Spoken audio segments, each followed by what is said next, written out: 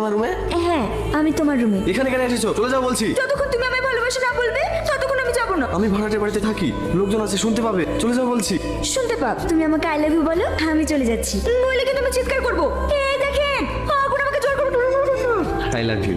এবার যাও, কাল দেখা হবে। ঠিক আছে।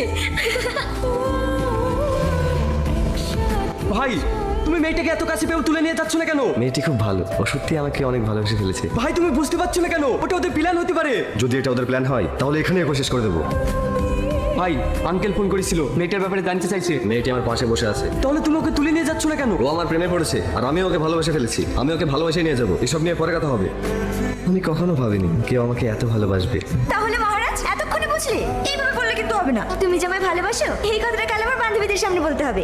এই ব্যাপার ঠিক আছে, শুধু তোমার বান্ধবী কেন, বিশ্ব জাহানের সামনে আমি বলতে পারি আমি তোমায় ভালোবাসি। তাই নাকি? তাহলে কালকে দেখা